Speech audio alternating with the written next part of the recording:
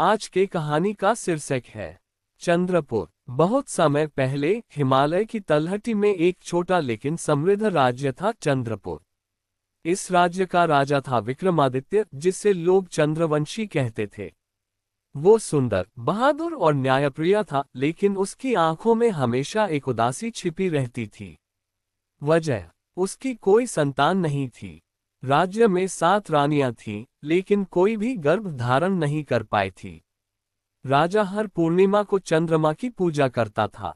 कहते थे कि चंद्रवंशी वंश चंद्रमा से ही उतरा है। एक रात पूर्णिमा की चांदनी में राजा ने प्रार्थना की, हे चंद्रदेव, अगर मुझे पुत्र मिले तो मैं अपना आधा राज्य दान कर दूंगा। उसी रात राजा को सपना आया। एक सफेद वस्त्र वाली देवी ने कहा, राजन, तुम्हारी प्रार्थना सुन ली गई, लेकिन संतान के साथ एक रहस्य भी आएगा। 7वें वर्ष में तुम्हें एक चुनाव करना होगा, प्रेम या राज्य। जो चुनोगे वो हमेशा के लिए खो दोगे। सपना टूटा। राजा ने किसी को नहीं बताया, लेकिन कुछ महीनों बाद सबसे छोटी रानी पद्मिनी गर्भवती हुई। पूरे राज्य में खुशी की लहर दौड़ गई। 9 महीने बाद एक पुत्र का जन्म हुआ। नाम रखा चंद्रसेन। बच्चा इतना सुंदर था कि लोग कहते, ये चंद्रमा का अवतार है। उसकी आंखें चांदनी जैसी चमकती थीं। लेकिन जन्म के साथ ही एक अजीब बात हुई। बच्चे के जन्म के ठीक बाद रानी पद्मिनी की 7 सौतेली माएं, अन्य रानियां अचानक बीमार पड़ गईं। उनकी आंखें लाल हो गईं, आवाज भारी हो गई। डॉक्टर कहते, कोई जहर नहीं, लेकिन कोई अलौकिक शक्ति। राजा चिंतित हो गया। उसने ज्योतिषियों को बुलाया। सबसे बड़ा ज्योतिषी बोला, महाराज, ये बच्चा चंद्रवंशी है, लेकिन उसके साथ एक श्राप जुड़ा है। 7 रानियां जो इस बच्चे की मां नहीं है, वो बच्चे की वजह से धीरे धीरे राक्षसी बन जाएंगी।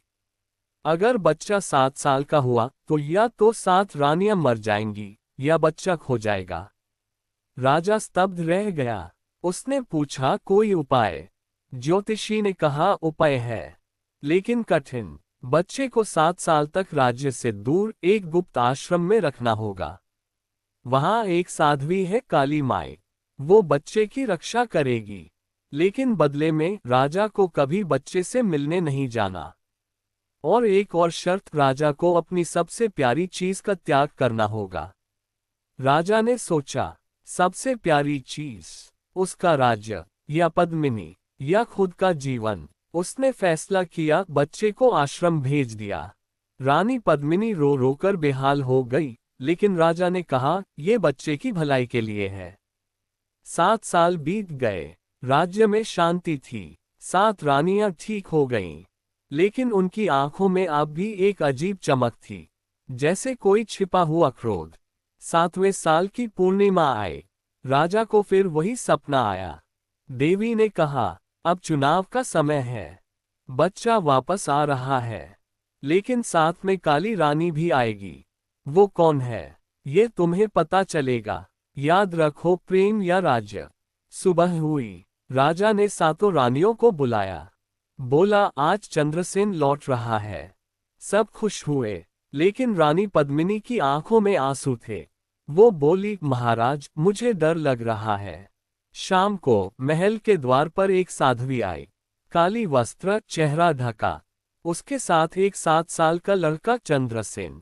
लेकिन लड़के की आंखें अब पहले जैसी नहीं थीं। उनमें काली चमक थी। साध्वी बोली, मैं काली माई हूं। ये तुम्हारा पुत्र है, लेकिन अब ये मेरा भी है। मैंने इसे पाला है, अब मैं इसे ले जा रही हूं। राजा चिल्लाया, नहीं, ये मेरा बेटा है। साध्वी ने पल्ला हटाया। चेहरा देखकर राजा की सांसें रुक गईं। वो चेहरा रानी पद्मिनी जैसा था, लेकिन काला, भयानक। आंखें लाल, होंठ पर मुस्कान। मैं काली रानी हूं, पद्मिनी की छाया। जब तुमने बच्चे को मुझसे दूर किया तो पद्मिनी का प्रेम मेरे अंदर राक्षसी बन गया। अब मैं बच्चे को ले जाऊंगी। या तो तुम 7 रानियों को मार दो या मुझे मार दो, या फिर अपना राज्य छोड़ दो। राजा समझ गया, ये रहस्य था। पद्मिनी का प्रेम इतना गहरा था कि अलगाव ने उसे 2 भागों में बांट दिया, एक रानी पद्मिनी, दूसरी काली रानी। 7 रानियां अब राक्षसी बन चुकी थीं। उन्होंने चुपके से महल में जहर फैलाना शुरू कर दिया था। प्रजा बीमार पड़ रही थी। राजा ने फैसला किया। उसने पद्मिनी को बुलाया। कहा, तुम्हें पता था? पद्मिनी रो पड़ी। हाँ महाराज, मैंने सपने में देखा था, लेकिन मैं डर गई। मैंने सोचा अगर बच्चा दूर रहेगा तो सब ठीक हो जाएगा, लेकिन मेरा प्रेम, वो काली बन गया। राजा ने कहा, अब एक रास्ता है, मुझे अपना राज्य त्यागना होगा, क्योंकि प्रेम राज्य से बड़ा है। उसने घोषणा की, राज्य अब प्रजा का है, कोई नया राजा चुना जाएगा। वो पद्मिनी और चंद्रसेन के साथ चलेगा। लेकिन काली रानी हंसी। नहीं राजन, तुम्हें चुनाव करना है। अगर तुम राज्य छोड़ोगे तो मैं पद्मिनी को मार दूंगी, अगर पद्मिनी को छोड़ोगे तो मैं बच्चे को ले जाऊंगी। राजा ने तलवार निकाली, लेकिन लड़ाई नहीं की। वो काली रानी के पास गया। कहा, मैं तुम्हें मार नहीं सकता, क्योंकि तुम भी पद्मिनी हो। मैं दोनों को स्वीकार करता हूँ। उसने काली रानी को गले लगाया। एक चमत्कार हुआ। काली रानी की काली चमक धीरे धीरे सफेद हो गई। वो फिर पद्मिनी बन गई। लेकिन अब 2 पद्मिनी नहीं, एक ही, लेकिन पूर्ण प्रेम और क्रोध दोनों में संतुलन। 7 रानियां ठीक हो गईं।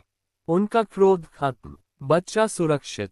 लेकिन राजा ने राज्य नहीं लिया। वो बोला, मैंने प्रेम चुना, अब राज्य प्रजा का है। हम तीनों जंगल में रहेंगे।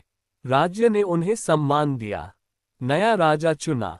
लेकिन हर पूर्णिमा को लोग चंद्रपुर के बाहर एक छोटे आश्रम में जाते।